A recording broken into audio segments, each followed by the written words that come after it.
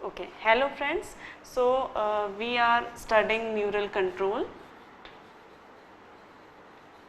and coordination, जिसमें कि हमने अभी तक पूरा चैप्टर जो है फिनिश कर दिया है, सारे टॉपिक्स जो हैं वो पढ़ लिए हैं। ठीक है, तो अब जो बारी आती है, जो हम नेक्स्ट करते हैं वो है NCERT बुक की जो एक्सरसाइज है वो हम सॉल्व करते हैं। ठीक है, तो we are solving here exercise of NCERT book of biology class 11th। ठीक है, 11th क्लास का जो NCERT का बुक है CBSE बोर्ड का, उसमें जो एक्सरसाइज दी गई है वो हम यहाँ पे सॉल्व करते हैं। वो हम इसलिए सॉल्व करते हैं ताकि उसमें से जो दिए गए क्वेश्चंस है उसमें से ही आपको एग्जाम्स में क्वेश्चन आते हैं, और साथ ही जो हमने सारा चैप्टर पढ़ा है वो भी आप इस एक्सरसाइज के थ्रू रिवाइज कर सकते हैं। ठीक है, तो ब्रीफली हम देखते हैं जो भी चैप्टर्स जो हमने पढ़े हैं उसके आंसर जो हैं हम ब्रीफली देखते हैं, और डिटेल में जो है आपको हमेशा डिटेल में ही लिखना है। जब क्वेश्चन आंसर जब आप एग्जाम में लिखते हैं तो जितना पूछा है उतना आपको लिखना है। यहाँ पे हम सिर्फ रिवाइज कर रहे हैं सो दैट आपको सारी चीज़ें फिर से रिमाइंड हो जाए। ठीक है, तो सबसे फर्स्ट जो एक्सरसाइज है, एक्सरसाइज नंबर 1, वो है briefly describe the structure of following. ठीक है, तो उन्होंने 3 जो हैं पार्ट्स दिए हैं, और वो पार्ट्स हैं ब्रेन, आई एंड ईयर, और इनका जो स्ट्रक्चर है, जो हमने स्ट्रक्चर पढ़ा है वो हमें रिवाइज हो जाएगा। ठीक है, और ये जो है ब्रीफली डिस्क्राइब करना, बहुत डिटेलिंग में मत जाइए। हमेशा याद रखिए कि जितना एग्जाम में पूछा है उतना लिखिए। ठीक है, बहुत एक्सेस में एक्स्ट्रा मत लिखिए, उसे अवॉइड करिए, क्योंकि कई बार स्टूडेंट्स सोचते हैं कि मुझे इसमें और आता है तो मैं वो लिख दूँ, लेकिन उसमें क्या होगा कि उससे एक्स्ट्रा लिखने से आपको बहुत एक्स्ट्रा नंबर नहीं मिलेंगे। इनफैक्ट आपका जो टाइम है वो वेस्ट होगा, और जो दूसरे क्वेश्चंस आप कर सकते थे वो हो सकता है कि किसी और क्वेश्चन में ज़्यादा वक्त देने की वजह से वो आप अटेम्प्ट ना कर पाए। तो हमेशा एग्जाम में सारे क्वेश्चंस अटेम्प्ट करना है। सबका जो टाइमिंग है वो आप डिसाइड कीजिए कि इस क्वेश्चन को मैं इतने जो है इतना मिनट्स दूंगा, इतने टाइम दूंगा, और उतने में ही आप लगभग जो है कंप्लीट करिए क्वेश्चन, सो दैट, क्योंकि समटाइम पेपर्स जो है वो लेंथी आ जाता है और हम सारे क्वेश्चन अटेम्प्ट नहीं कर पाते। बहुत से स्टूडेंट्स जो है कंप्लेन करते हैं कि अरे मेरा छूट गए, 2 क्वेश्चन मुझे छूट गए, जबकि मुझे उनके आंसर्स आते थे। तो ऐसा मत कीजिए, हमेशा जो है टाइमिंग डिसाइड कीजिए कि लॉन्ग क्वेश्चन है तो इतना मिनट्स देना है, शॉर्ट क्वेश्चन है तो इतने मिनट्स देना है, और हाफ जो है 2 पार्ट में यदि पेपर्स है तो हाफ पार्ट मुझे इतने आवर्स में कंप्लीट करना है और बाकी मैं बचे हुए जो है आवर में करूँगा। तो इन दिस वे हमेशा यदि आप टाइम टेबल बनाएंगे क्वेश्चन पेपर सॉल्व करने का, तो आप सभी क्वेश्चंस जो हैं वो अटेम्प्ट कर पाएंगे। ठीक है, तो जितना पूछा है उतना ज़रूर लिखना है और एक्सेस में नहीं लिखना है, लेकिन ये भी याद रखिए कि जितना पूछा है वो आप कंप्लीट लिख रहे हैं या नहीं। ठीक, तो सबसे पहले जो क्वेश्चन है वो है ब्रेन का स्ट्रक्चर उन्होंने पूछा है। तो ब्रेन के स्ट्रक्चर में जब हम ब्रेन स्ट्रक्चर देखते हैं तो हमने काफ़ी सारी चीज़ें पढ़ी थी, लोकेशन पढ़ा था और उसमें पढ़ा था कि साइज़ कितना है, ये पढ़ा था। ठीक है, तो ब्रेन का स्ट्रक्चर में आप साइज बता दीजिए, लोकेशन बता दीजिए कि लोकेशन जो है स्कल में है, कहाँ पे होता है, साइज उसकी हमने देखी थी, उसका वेट हमने देखा था 1200 टू जो है 1400 ग्राम्स जो है उसका वेट होता है। ठीक, और ये जो ब्रेन होता है इसके जो फिर हमने इसकी मॉर्फोलॉजी देखी थी, तो दैट मॉर्फोलॉजी यहीं पे पूछी गई है। मॉर्फोलॉजी मतलब कि स्ट्रक्चर। तो मॉर्फोलॉजी में हमने ब्रेन में पढ़ा था कि भाई सॉफ्ट होता है, वाइट स्ट्रक्चर होता है, कई फोल्ड्स होते हैं इसमें। ठीक है, और जो है फिर उसके हमने देखे थे कि 3 पार्ट होते हैं। तो अब ये 3 पार्ट आपको डिस्क्राइब करने हैं, फोर ब्रेन, मिड ब्रेन और हिंड ब्रेन। ठीक है, तो यहाँ पर मेनली यदि आप तीनों पार्ट समझा देंगे, तीनों पार्ट में फर्दर कौन से पार्ट्स हैं वो यदि आप बता देंगे तो आपका ये आंसर हो जाएगा। ठीक है, तो सबसे पहले फोर ब्रेन में हमने देखा था, फोर ब्रेन में हमने देखा था ऑल्फैक्टरी लोब देखे थे। ठीक है, उसके बाद हमने देखा था सेरिब्रम, उसके बाद हमने देखा था डायंसेफेलॉन। ठीक है, तो इन तीनों को जो है आप डिस्क्राइब करेंगे कि ऑल्फैक्टरी लोब कहाँ होता है, और उसमें जो है ऑल्फैक्टरी बल्ब और ट्रैक्ट हमने देखे थे, तो वो दोनों आप बताएंगे, ऑल्फैक्टरी बल्ब एंड ट्रैक्ट। ठीक है, आपको सब रिवाइज हो रहा होगा जो हमने पढ़ा था, ऑल्फैक्टरी बल्ब एंड ट्रैक्ट।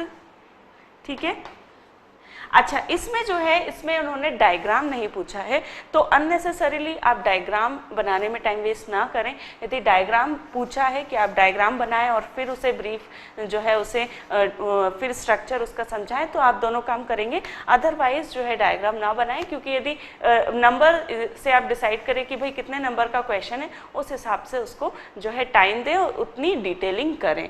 ठीक, olfactory bulb and olfactory tract. उसके बाद सेरिब्रम जो है, सेरिब्रम में हम क्या देखते हैं, तो उसके हेमिस्फीयर बताइए।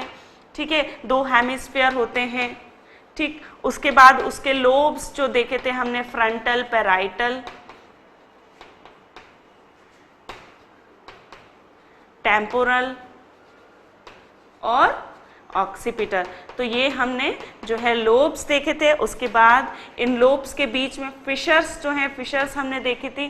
ठीक है, तो ये सारी फिशर्स जो हैं वो आप बताएंगे। उसके बाद जो है कॉर्पस कैलोसम हमने देखा था, तो सभी को नॉमिनेट जरूर करें कि इसमें कॉर्पस कैलोसम होता है, और जो है 2 हेमिस्फीयर के बीच में जो कॉर्पस कैलोसम होता है, जो कि नर्व फाइबर्स का ट्रैक्ट होता है। ठीक, और उसके कॉर्पस कैलोसम में जो है जेनू और फॉर्निक्स मिलते हैं। ठीक है, ये 2 स्ट्रक्चर मिलते हैं कॉर्पस कैलोसम में। ठीक, ये हो गया हमारा सेरिब्रम का स्ट्रक्चर। ठीक है, कॉर्पस कैलोसम बता दिए हमने, फिशर्स और लोब्स बता दिए, और सेरिब्रल हेमिस्फीयर बता दिए, right and left cerebral hemisphere. उसके बाद सेरिब्रल कॉर्टेक्स। तो सेरिब्रल कॉर्टेक्स जो है उसकी जो सरफेस है हमने देखी थी।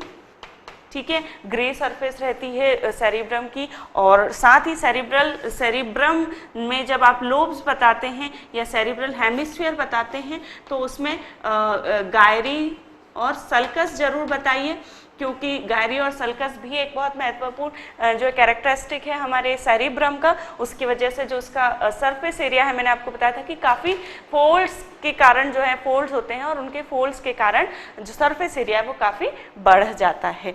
ठीक, उसके बाद सेरिब्रल कॉर्टेक्स बताया आपने। ठीक, डायंसेफेलॉन, ओके, और जो 4 ब्रेन है वो हमारा मैक्सिमम पार्ट जो ब्रेन का है वो 4 ब्रेन होता है, ये भी आप बताएं। डायंसेफेलॉन में हमने हाइपोथैलेमस देखा। ठीक है, हाइपोफाइसिस देखा था, हाइपोफाइसिस, इनफंडिबुलम देखा था, इनफंडिबुलम से ही हाइपोफाइसिस निकल रही थी। उसके बाद जो है मैमिलरी बॉडी हमने देखी थी, और उसके बाद एपिथेलेमस। अच्छा, जब सेरिब्रम बताते हैं तो एक और चीज़ जो है वो है लैटरल वेंट्रिकल, या लैटरल वेंट्रिकल को फर्स्ट और सेकंड वेंट्रिकल भी कहते हैं। तो लेटरल वेंट्रिकल्स के बारे में भी आप बताएं, हमने वेंट्रिकल्स पढ़ा था काफ़ी डिटेल में, मैंने आपको पढ़ाया था कि फर्स्ट और सेकंड वेंट्रिकल फिर थर्ड से जुड़ते हैं, और थर्ड जो है वो फिर फोर्थ से जुड़ता है, और फोर्थ जो ओपन होता है वो स्पाइनल कॉर्ड में ओपन होता है, और उसमें सेरिब्रल स्पाइनल फ्लूइड जो है फ्लो करता है। एपिथैलेमस बता दिया, एपिथैलेमस में ही जो है थर्ड वेंट्रिकल जो है आपको बताना है। ठीक है, और थर्ड वेंट्रिकल जो है फ्रंट में तो लेटरल वेंट्रिकल से जुड़ता है, और बैकवर्ड में वो फोर्थ वेंट्रिकल से जुड़ता है, और ये कोनिकल इन शेप होता है। ठीक, तो ये सारी चीजें आप बताएं 4 ब्रेन में। ठीक है, ये सारे स्ट्रक्चर जो है इन्हें नॉमिनेट तो करना ही है, और जितना आपको डिटेलिंग जो है वो जो हमने पढ़ी थी वो सारी डिटेलिंग इसमें लिखना है कि ये लोब कहाँ होता है और इसमें कौन से स्ट्रक्चर होते हैं। ठीक है, हाइपोथैलेमस जो है वो कहाँ होता है, इनफंडिबुलम कहाँ होता है, मैमिलरी बॉडी कहाँ होता है। तो ये जो सारे स्ट्रक्चर यदि इस प्रकार से याद रखेंगे आप, तो आपको जो है एक एक करके याद आते जाएंगे जब आप एग्जाम में लिखते हैं। तो मिड ब्रेन जो है वो बहुत छोटा सा पार्ट होता है, और मिड ब्रेन में जो है हमने कॉर्पोरा क्वाड्रिजेमिया जो था वो मेन स्ट्रक्चर देखा था, कॉर्पोरा क्वाड्रिजेमिया। ठीक है,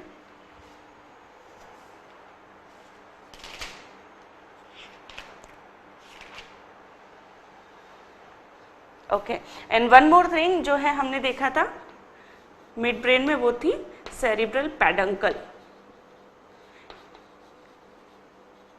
सेरिब्रल पेडंकल जो है वो भी मिड ब्रेन से निकलता, मिड ब्रेन में रहता है। ठीक है, कुछ इस प्रकार का स्ट्रक्चर जो था वो था, और यहाँ पे जो है ये इस प्रकार से, तो this was the cerebral peduncle if you remember. और ये जो था यहाँ पे क्या था, कॉर्पोरा क्वाड्रिजेमिया। ठीक है, तो ये स्ट्रक्चर हमने देखे मिड ब्रेन में। ठीक है, अब आगे हमारा हिंड ब्रेन।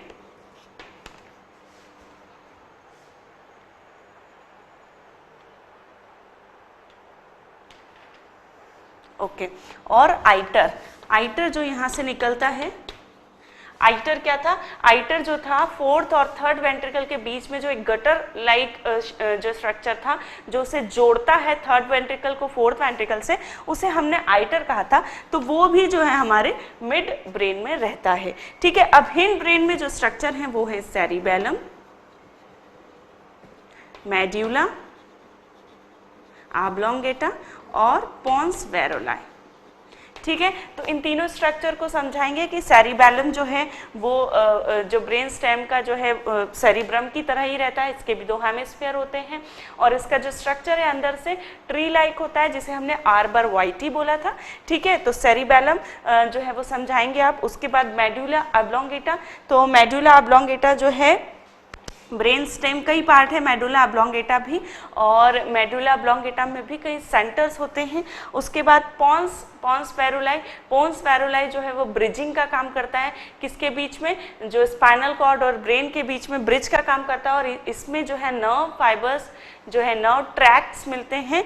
तो पोन्स वेरुलाई का मतलब ही जो है ब्रिज होता है, तो वो ब्रिजिंग का काम करता है, इसीलिए उसे पोन्स वेरुलाई कहते हैं। ठीक है, अब मेडुला ऑब्लोंगेटा में जो मेन है फोर्थ वेंट्रिकल हमें बताना है, और फोर्थ वेंट्रिकल जो है उसके लैटरल और जो है जो फॉरवर्ड एपर्चर थे, जिसे कि हमने क्या कहा था, foramen of Luschka and foramen of Magendie. तो इन दोनों को आपको बताना है किसमें, मेडुला ऑब्लोंगेटा में। तो मेडुला ऑब्लोंगेटा में जो मेन है वो है फोर्थ वेंट्रिकल जिसके एपर्चर रहते हैं लैटरली, और जो है फॉरवर्ड उसका एपर्चर रहता है फोरामेन लिश्का एंड फोरामेन मेगेंडी। ठीक, तो इन दोनों एपर्चर को लैटरल एपर्चर भी कहते हैं, मेगेंडी को। ठीक, तो ये जो है सारे स्ट्रक्चर आप इसमें बताएं। ठीक है, तो इस प्रकार ब्रेन का जो स्ट्रक्चर है वो कंप्लीट हो जाएगा।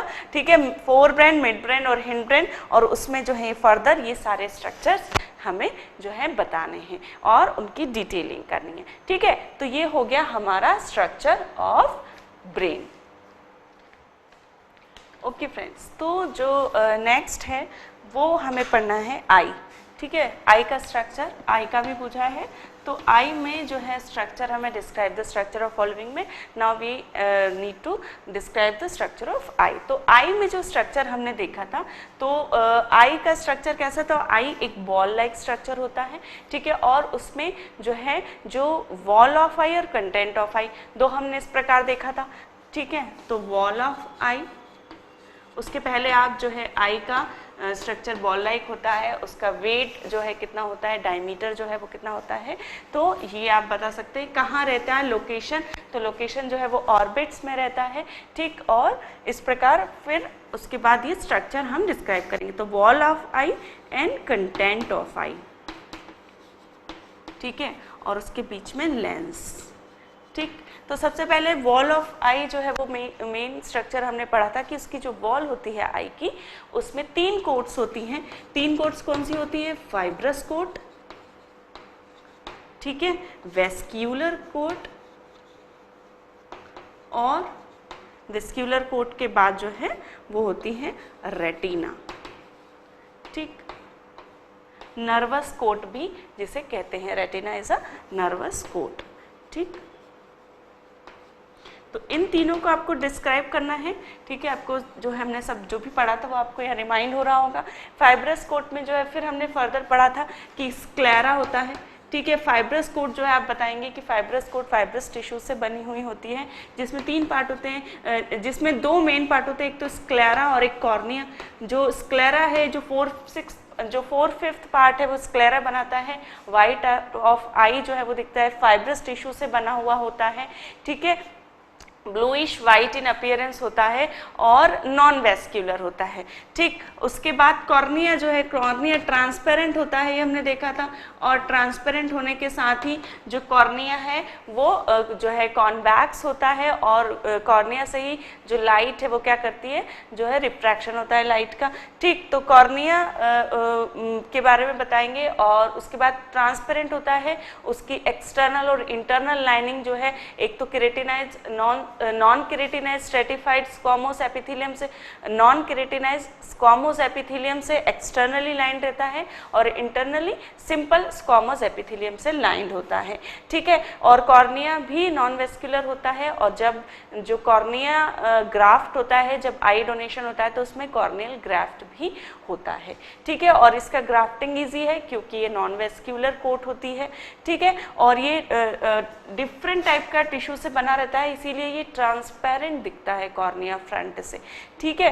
तो ये जो फाइब्रस कोट है इसमें ये आएगा। उसके बाद आएगी कंजक्टाइवा। जो कॉर्निया रहती है उसके ऊपर एक ट्रांसपेरेंट मेम्ब्रेन रहती है जिसे कि कंजक्टाइवा कहते हैं, और ये जो कंजक्टाइवा है ये स्ट्रेटिफाइड एपिथेलियम से लाइंड रहती है, और जो रेड ऑफ आई है वो कंजक्टाइवा के इन्फ्लामेशन के कारण ही होता है, ठीक है। तो ये तीनों स्ट्रक्चर हो गए। उसके बाद वेस्क्यूलर कोट में कोराइड है, कोराइड को डिफाइन करेंगे, और कोराइड के बाद जो है आइरिस, और आइरिस के बाद सिलियरी बॉडी, ठीक है। तो इन तीनों को जो है डिटेलिंग करना है। तो कोरॉइड जो है, कोरॉइड जो स्क्लेरा के साथ होती है वो कोरॉइड कहलाती है। वेस्क्यूलर होती है, हाईली वेस्क्यूलर होती है, और ब्राउनिश कलर की पिगमेंट सेल्स भी होती हैं, तो उसके कारण लाइट का जो रिफ्लेक्शन है वो थोड़ा कम हो जाता है, क्योंकि डार्क कर देता है अंदर की सरफेस को। तो कोरॉइड को आप डिटेलिंग करें। उसके बाद आइरिस पार्ट, आइरिस पार्ट क्या होता है कि जो फ्रंट में क्या हो जाती है, बेंड हो जाती हैं, ये जो वेस्क्यूलर कोट होती है वो बेंड हो जाती है और आइरिस बनाती है। आइरिस में पिगमेंट सेल होने के कारण ही वो आई को कलर देती है, ठीक है। और आइरिस में जो है स्फिंक्टर मसल्स होती हैं, तो स्फिंक्टर और डायलेटर मसल्स होती हैं जो लेंस को क्या करती है, स्ट्रेच करती हैं और स्ट्रेच करती हैं और कॉन्वैक्स करती हैं। तो उसकी वजह से जो लेंस है उसमें एकोमोडेशन हो पाता है। तो आइरिस में ये सब लिखेंगे आप। उसके बाद जो है सिलियरी बॉडी आता है। तो सिलियरी बॉडी क्या होता है कि आइरिस के बिहाइंड जो है प्रोसेसेस होती हैं, जिसे आइरिस के बिहाइंड जो है इरेगुलर सरफेस होती है, सिलियरी प्रोसेस उसे कहा जाता है, सिलियरी बॉडी उसे कहा जाता है, और उससे सिलियरी प्रोसेसेस निकलती है। सिलियरी प्रोसेसेस में दो जो है हमने देखा था मसल्स होती हैं, तो meridional muscle and ciliary muscles, ऐसे दो मसल्स होती हैं, और वो भी लेंस के एकोमोडेशन में हेल्प करती है। जैसा लेंस एडेप्ट करता है लाइट के अकॉर्डिंग, तो उस एडेप्टेशन के लिए लेंस को मोर कॉन्वेक्स बनाना या लेस कॉन्वेक्स बनाना, इसमें सिलियरी बॉडी और आइरिस में जो मसल होती है, जो सस्पेंसरी लिगामेंट होता है, ये दोनों हेल्प करता है, ठीक है। ओके, उसके बाद जो है हमारा आ जाता है रेटिना। तो रेटिना जो है इसमें ऑप्टिक पार्ट होता है, वो पार्ट जो कि ऑप्टिक होता है स्क्लेरा के आसपास कोराइड के साथ रहता है, वो ऑप्टिक पार्ट है। उसके बाद होता है हमारा आइरिडियल पार्ट एंड सिलियरी पार्ट। तो सिलियरी और आइरिडियल पार्ट जो है थिन मेम्ब्रेन होती है, थिन लाइनिंग होती है रेटिना की, और उसे आइरिडियल और सिलियरी पार्ट में ओनली थिन लाइनिंग होती है। ऑप्टिक पार्ट जो है इसमें मेन है। ऑप्टिक पार्ट में जो हमने 4 लेयर्स देखी थी, 4 लेयर्स कौन कौन सी देखी थी? पिगमेंट सेल लेयर, फिर receptor cell layer, bipolar cell layer और गैंग्लियोनिक सेल लेयर। तो ये इनकी 4 लेयर थी रेटिना में, तो ये जो है ये लेयर्स बताएंगे कि it is made up of 4 layer और pigment layers, receptor layer, bipolar. Receptor layer में जो है रिसेप्टर सेल्स रहती है, बाइपोलर सेल्स में बाइपोलर गैंग्लियन रहते, बाइपोलर न्यूरॉन्स रहते हैं, और गैंग्लियोनिक सेल्स में जो है गैंग्लियन रहते हैं नर्व सेल्स के। उसके बाद ऑप्टिक पार्ट के बाद जो है ऑप्टिक पार्ट में ही आपको दूसरे पार्ट जो है वो डिफाइन करना है, वो क्या है, मैक्यूला या येलो स्पॉट, जो कि येलो कलर का पिगमेंट होने के कारण येलो कलर का दिखता है, और कोन सेल्स उसमें ज़्यादा होती है, जिसके कारण वहाँ पे जब रिफ्रैक्शन होता है तो जस्ट बिहाइंड होता है किसके, कॉर्निया के, और जब वहाँ पे इमेज बनती है तो एकदम क्लियर इमेज फॉर्म होती है। उसके बाद ब्लाइंड स्पॉट, जहाँ से कि ऑप्टिक नर्व निकलती है और वहाँ पे कोई रिसेप्टर सेल्स नहीं होने के कारण वहाँ पे यदि जो है रिफ्लेक्शन होता है तो हम नहीं देख पाते। ठीक है, तो इस प्रकार ये ऑप्टिक पार्ट में सारे स्ट्रक्चर बताएंगे आप। फिर आइरिडिकल और सिलियरी पार्ट ऑलरेडी मैं बता चुकी हूँ कि थिन जो है लेयर होती है। ठीक है, तो इस प्रकार जो है हमारा आई का स्ट्रक्चर हो जाता है। ये सारे स्ट्रक्चर जो है आप यदि ये क्वेश्चन आता है तो ये आप सभी बताएं। ठीक है, तो अब हम पढ़ते हैं ईयर का स्ट्रक्चर। ठीक है, ओके फ्रेंड्स, तो अब हम पढ़ेंगे स्ट्रक्चर ऑफ ईयर। ठीक है, तो ईयर के स्ट्रक्चर में जो है आपको क्या क्या बताना है वो हम पढ़ेंगे। तो ईयर जो है लोकेशन बता दें। ठीक है, दोनों साइड होते हैं, स्कल के बोथ साइड में ईयर होते हैं, हेड के बोथ साइड में ईयर होते हैं। ठीक है, उसके बाद जो है ईयर के 3 पार्ट होते हैं, एक्सटर्नल ईयर,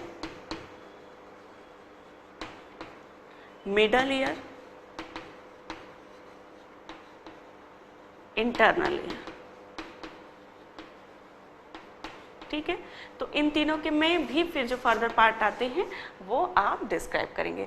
तो एक्सटर्नल ईयर में हमने देखा था पिन्ना जो है एक्सटर्नल ईयर जो है फ्लैप टाइप स्ट्रक्चर होता है। पिन्ना हेलिक्स देखा था, उसमें लोब्यूल देखा था हमने। ठीक है, पिन्ना के साथ जो है उसके बाद सेरुमिनस ग्लैंड्स होती हैं अंदर, कैविटी जो है उसको कॉन्चा बोलते हैं जो पिन्ना की कैविटी होती है, और उसके बाद जो है वो फर्दर किस में खुलता है, एक्सटर्नल ऑडिटरी कैनाल में। एक्सटर्नल ऑडिटरी कैनाल जो होती है उसमें हमने क्या देखा था, सेरुमिनस ग्लैंड्स देखी थी, वैक्स ग्लैंड्स जिसे कहते हैं वैक्स सिक्रीट करती है येलो कलर का, और वो हमें क्या बचाता है, पानी से जो है ईयर की जो है रक्षा करता है। ठीक, एक्सटर्नल ऑडिटरी कैनाल हो गया था।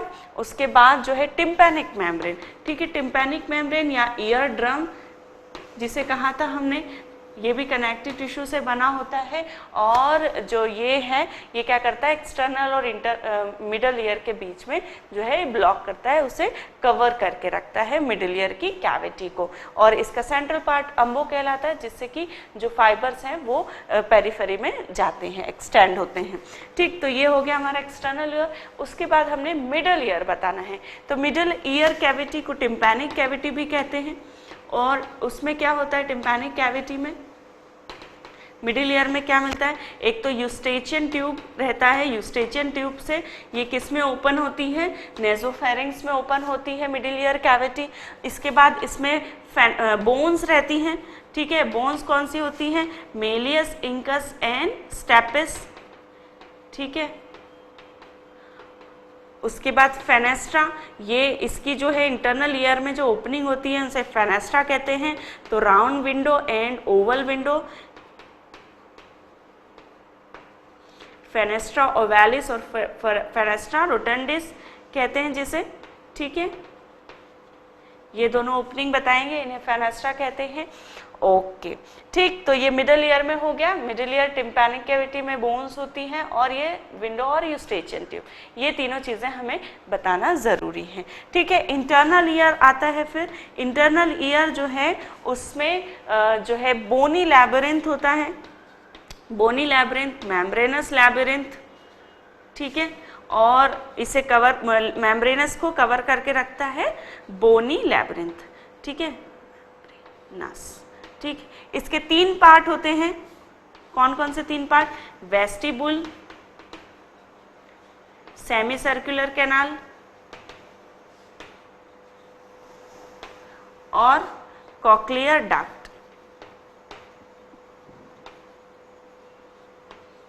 ठीक। अब इसमें बोनी लैबिरिंथ में वेस्टिब्यूल के पार्ट बताने हैं।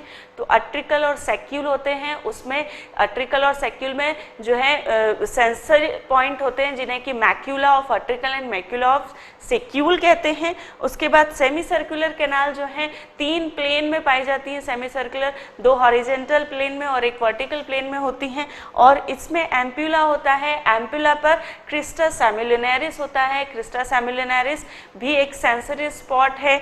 ओके, उसके बाद जो है सेमी सर्कुलर कैनाल में जो है ओपन होती है, किसमें, ये वेस्टिब्यूल में ओपन होती है, अट्रिकल और सेक्यूल में ये ओपन होती हैं। ठीक है, अट्रिकल और सेक्यूल में फिर जो वेस्टिब्यूल है उसमें दूसरे भी स्ट्रक्चर हैं। ठीक है, जैसे कि जो अट्रिकल और सेक्यूल जो है एक और नीचे लोब में खुलता है, तो वो लोब को जो है हम क्या कहते हैं, सेकस एंडोलिम्फेटिकस। तो ये सारे स्ट्रक्चर जो है मेम्ब्रेनस लैबिरिंथ जो है आपका पूरा स्ट्रक्चर याद आ जाना चाहिए और उसके पार्ट फिर आप लिख सकते हैं इजीली। ठीक, तो वेस्टिब्यूल हो गया, सेमी सर्कुलर कैनाल हो गया, और सेमी सर्कुलर कैनाल जो है जब वो एक दूसरे से जहाँ पे मिलती हैं, ठीक है, उस पार्ट को क्रस कम्यून कहते हैं। ठीक, और उसके बाद आया कॉक्लियर डक्ट। तो कॉक्लियर डक्ट जो होता है वो जो कॉइल्ड पार्ट होता है मेम्ब्रेनस लैबिरिंथ का, उसको जो है कॉक्लियर डक्ट कहते हैं। और कॉक्लियर डक्ट के बाहर जो बोनी लैबिरिंथ होता है उसे कॉक्लियर कैनाल कहते हैं। ठीक है, और इन दोनों को together we call it cochlea. ठीक, कॉक्लिया में जो है फिर 3 जो है हमने देखा था क्या होते हैं, चैम्बर होते हैं, स्केला मीडिया, मेन चैम्बर जो बीच का होता है स्केला मीडिया, फिर स्केला वेस्टिबुलाई, और जो थर्ड अदर होता है वो होता है स्केला टिम्पेनाई। तो ये 3 चैम्बर बनाता है। कॉक्लियर कैनाल में 3 चैम्बर होते हैं। फिर स्केला मीडिया में जो होता है ऑर्गन ऑफ कॉर्टाई होता है, ऑर्गन ऑफ कॉर्टाई, और इसमें क्या क्या स्ट्रक्चर होते हैं, बेसिलर मेम्ब्रेन, रीजनर मेम्ब्रेन, ठीक है, रिसेप्टर सेल्स होती हैं इसमें, और हेयर सेल्स जिन्हें कहा गया है। उसके बाद वो जिस जिलेटिन में रहती हैं, जिलेटिनस मेम्ब्रेन में, उसे टेक्टोरियल मेम्ब्रेन हम कहते हैं। उसके बाद उसके आसपास सपोर्टिंग सेल्स होती हैं जिसे लॉन्ग जो है लॉन्ग जो सेल्स होती हैं, लॉन्ग सेल्स, और शॉर्ट लॉन्ग पिलर सेल्स होती हैं, और शॉर्ट जो है डिटर्स सेल जिन्हें कहते हैं, लॉन्ग जो होती हैं वो होती है पिलर, और शॉर्ट फैलेंजियल सेल्स। ठीक, तो ये जो सब स्ट्रक्चर है ये आप इसमें सब नॉमिनेट करें और उसके बारे में बताएं। ठीक, तो इस प्रकार ये जो ईयर का स्ट्रक्चर है ये हो जाएगा। ठीक है,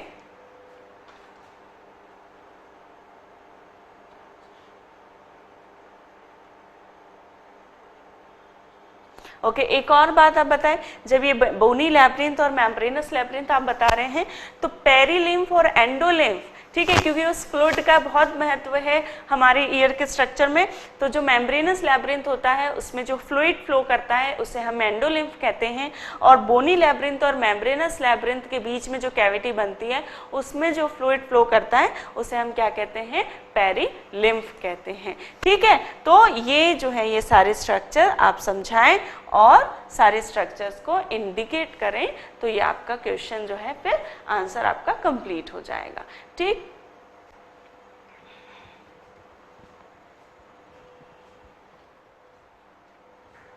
ओके फ्रेंड्स, तो द नेक्स्ट एक्सरसाइज इज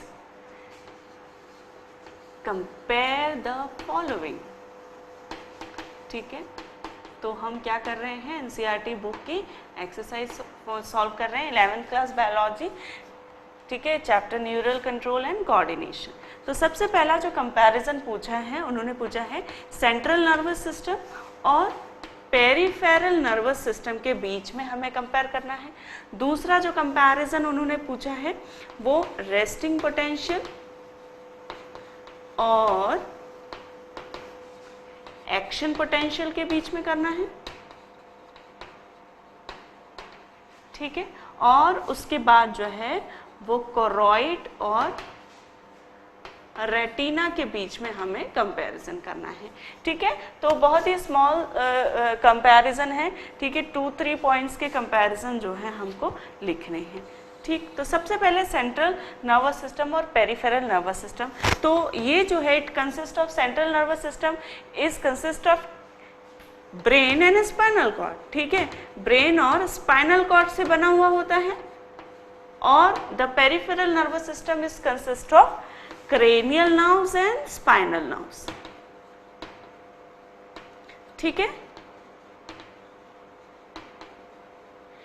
ठीक है, उसके बाद it is the centre for information processing,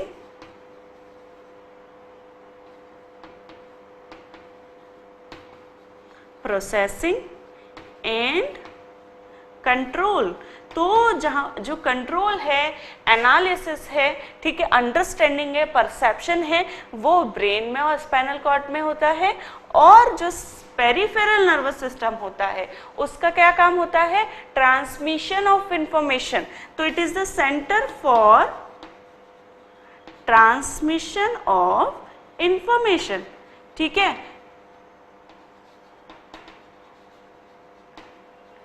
and signals to muscles. ठीक है, तो क्या होता है कि कंट्रोल तो होता है ब्रेन के द्वारा, लेकिन जो सिग्नल को पहुंचाना है और इंफॉर्मेशन को लाना है वो कौन करता है? क्रेनियल नर्व्स और स्पाइनल नर्व्स। तो ये पेरिफेरी में रहती हैं। ठीक है, और ये it is in axis of body. ठीक है, ये पॉइंट जो है ऐसे फर्स्ट आना चाहिए। तो ये जो सेंट्रल नर्वस सिस्टम है बॉडी के एक्सिस में रहता है, और जो पेरिफेरल नर्वस सिस्टम है बॉडी की पेरीफेरी में रहता है।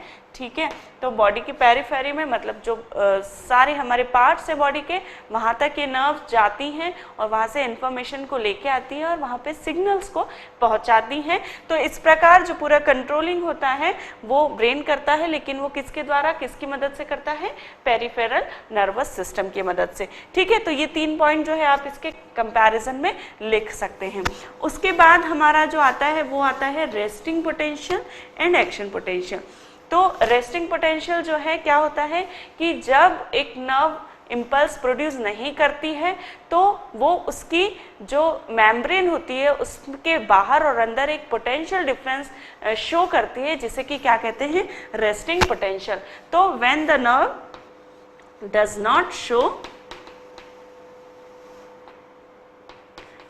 not produce impulse। ठीक है, तो when a nerve does not produce impulse or doesn't produce impulse, तो जो पोटेंशियल डिफरेंस होता है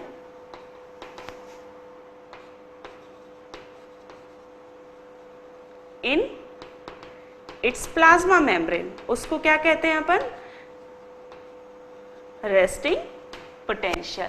और जब एक नर्व इम्पल्स प्रोड्यूस करती है, कैसे इम्पल्स प्रोड्यूस करती है? तो व्हेन अ नर्व फाइबर जो है, एक नर्व सेल्स जो है जब स्टिमुलेटेड होती है केमिकली या इलेक्ट्रिकली, तो it shows the potential difference, the potential change in its plasma membrane, and it produces the nerve impulse, and that potential change is called action potential.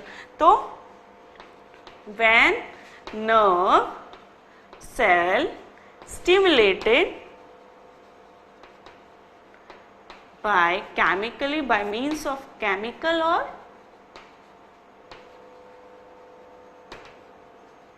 electrical,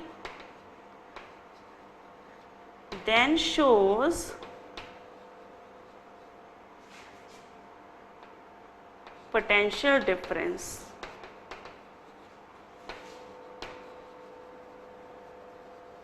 in its membrane, and that potential difference is called action potential. अब इसमें क्या होता है? इसमें क्या होता है? Inside of membrane क्या रहता है? Negative charge,